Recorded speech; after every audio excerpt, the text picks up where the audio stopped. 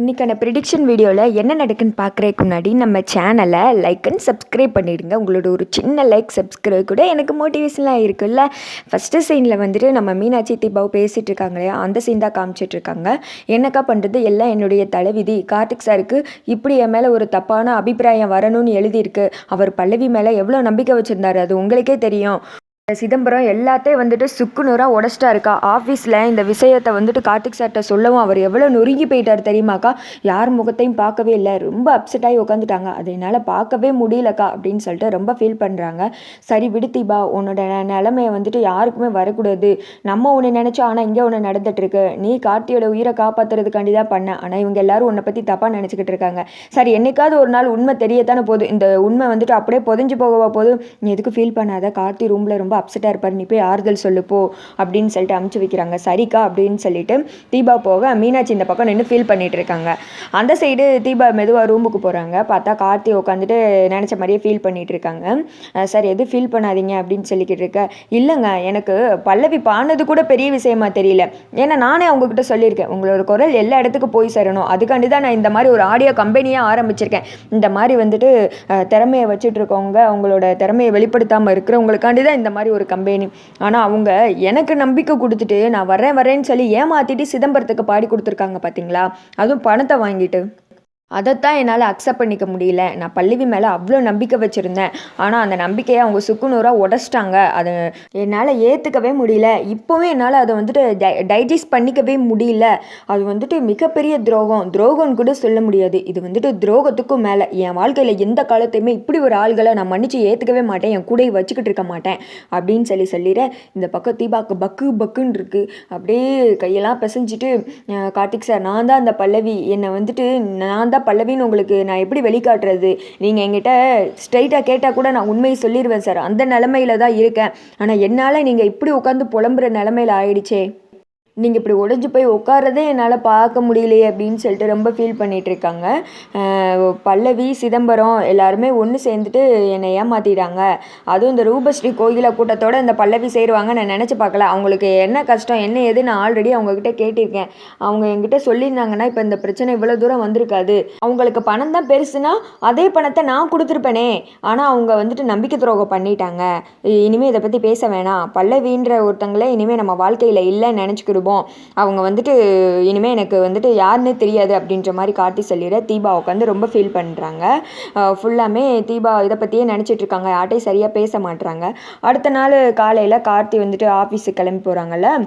இந்த சைடு மீனாட்சி வந்துட்டு தீபா கிட்ட சொல்கிறாங்க, தீபா இங்கே பாரு, எனக்கு ஒரு வேணா ஐடியா தோணுது. நீ எந்த மாதிரி நிலைமையில் இருந்த அப்படின்னு சொல்லிட்டு பல்லவியாக கார்த்திக்கு புரியவை அப்படின்னு சொல்கிறாங்க. அக்கா, இந்த நிலைமையில் நான் எப்படிக்கா அவர் கால் பண்ணி பேசுறது அப்படின்னு சொல்ல, அதெல்லாம் ஒன்றும் இல்லை தீபா, நடந்தது எதுவோ அதை நீ சொல்லு. தீபாவை சொல்ல வேணாம், பல்லவியாக சொல்லு, அதெல்லாம் கார்த்தி புரிஞ்சுப்பாரு.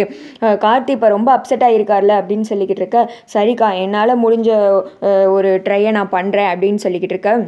அடுத்து வந்துட்டு ஐஸ்வர்யா சிதம்பரம் இருக்கார்ல, அவங்கள தான் பார்க்க போகிறாங்க.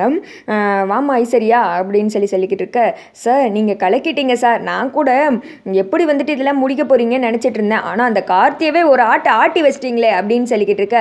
ஏமா, இந்த சிதம்பரம்னா நீ என்ன நினச்சிக்கிட்டு இருக்க? இந்த ஃபீல்டில் இவ்வளோ நாள் நான் இருக்கிறது காரணமே என் முன்னாடி எதிரியாக யாரையும் வந்து நிற்க விடாமல் வைக்கிறதுனால தான். எனக்கு அடுத்து தான் எல்லாருமே. நான் ஒரு கான்ட்ராக்ட் எடுக்க போனால் கூட அந்த கான்ட்ராக்ட் வாங்குறதுக்கு எவனும் வரமாட்டான். நான் அந்த அளவில் வச்சுருக்கேன். இப்போ பையன் எனக்கு எதிராக வந்துட்டு சவால் விட்டு என்னென்ன பண்ணிட்டான். அதனால தான் அவன் பொண்டாட்டியை வச்சே அவனுக்கு வச்சம் பாரு செக்கு அப்படின்னு சொல்லிக்கிட்டு இருக்க. சார், உண்மையாகவே கலக்கிட்டீங்க சார். இப்போது அந்த தீபா மேலே வீட்டில் உள்ளவங்களே செம்ம கோவத்தில் இருக்காங்க. பணத்துக்காண்டி தான் இதெல்லாம் பண்ணிட்டா அப்படின்னு சொல்லிட்டு வீடே கொதிச்சு போயிருக்கு. இனிமேல் அந்த பல்லவியை பற்றி கார்த்தி பேசவே மாட்டேன். அந்த பொண்ணு வந்துட்டு மிகப்பெரிய நம்பிக்கை துரோகம் பண்ணிடுச்சுன்ற நிலைமையில் இருக்காரு. இந்த சுச்சுவேஷனில் தீபா தான் வந்துட்டு பல்லவி அப்படின்னு சொல்லிட்டு வீட்டில் மட்டும் எப்படியாவது தெரிஞ்சுன்னு வச்சுக்கோங்க, அவ்வளோதான் தீபாவோட கேரக்டர் முடிஞ்சிடுச்சு. எங்கள் அத்தையே தரன்னு கொண்டு போய் அவளை வெளியில் இழுத்து போட்டுருவாங்க. ஏன்னா ஆல்ரெடி எங்கள் அத்தைக்கும் அவளுக்கு வேற ஆகாது. அவளை எப்படா வீட்டை விட்டு அமுச்சு விடலாம், என்னடா சாக்கு கிடைக்கும் அப்படின்ற ஒரு நிலைமையில தான் இருக்காங்க. இருக்கிற தீயில நான் கொஞ்சம் லைட்டாக எண்ணெயை ஊற்றினாலே போதும் சார், தீபா கேரக்டர் முடிஞ்சிச்சு. அதுவும் இல்லாமல் கார்த்தியவே ஆட்டி வச்சிட்டிங்களே, எனக்கு அதுதான் மிகப்பெரிய சந்தோஷம் அப்படின்னு சொல்கிறாங்க. சரிம்மா, நீ பண்ண உதவிக்கு இது என்னோட பதில் உதவின்னு வையேன். பாட மாட்டேன்னு தான் அடம் பிடிச்சான், ஆனால் நான் வந்துட்டு பாட வச்சிட்டல அப்படின்னு சொல்லிட்டு இவர் பண்ண பிளான் எல்லாம் சொல்கிறாங்க. சார், இவ்வளோலாம் தான் பண்ணீங்களா? என்கிட்ட நீங்கள் சொல்லவே இல்லையே அப்படின்னு சொல்ல, பிறகு எதுக்குமா உங்ககிட்ட இருந்து நான் இன்ஃபர்மேஷன் அப்பப்போ வாங்கினேன்?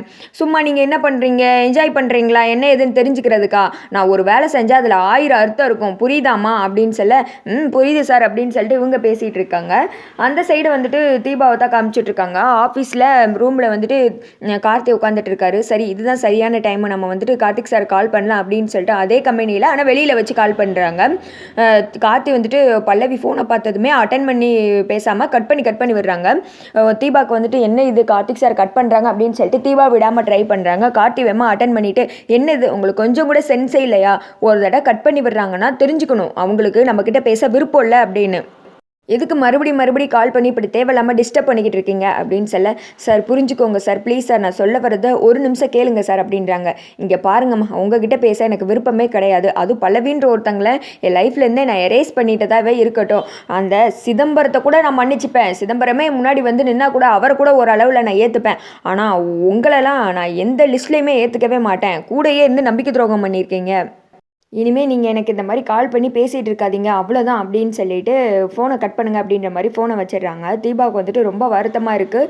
சார் என்ன சார் இப்படிலாம் பேசிட்டீங்க, என்னோடய சிச்சுவேஷனே புரிஞ்சுக்கலாம்ல, இனிமேல் நான் என்ன சொல்லி உங்களுக்கு நான் என்ன புரிய வைப்பேன்னு தெரியவே இல்லையே அப்படின்னு சொல்லிட்டு ரொம்ப வந்துட்டு அழுது ஃபீல் பண்ணிக்கிட்டு இருக்காங்க.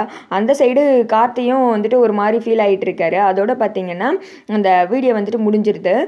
நம்ம எக்ஸ்பெக்ட் பண்ண மாதிரிலாம் ஸ்டோரியில் வருதான்னு சொல்லிட்டு பார்க்கலாம். எப்படியும் வந்துட்டு ப்ரோமோவில் வந்த மாதிரி ஒருத்தர் வந்து சொல்கிறாருல, அவங்க வந்துட்டு வற்புறுத்தி தான் பாட வச்சாங்க சிதம்பரம் பாவ சார் அந்த பல்லவினோடனே கார்த்தி உட்காந்துட்டு ஃபீல் பண்ணுறாரு. எப்படியோ இது மூலயமா பல்லவி மேலே கார்த்திக்கு ஒரு நல்ல அபிப்பிராயம் வந்துருச்சு. இனி ஐஸ்வர்யா சும்மா இருக்க மாட்டாங்க. தீபா தான் பல்லவி அப்படின்ற விஷயத்த சொல்லும்போது கார்த்தி வந்துட்டு இது மூலயமா தான் தீபா பாடினாங்க அப்படின்னு சொல்லிட்டு காப்பாற்றுறதுக்கு அதிக வாய்ப்பு இருக்குது. நீங்கள் என்ன நினைக்கிறீங்க அப்படின்னு சொல்லிட்டு மறக்காம கமெண்ட் பண்ணுங்க.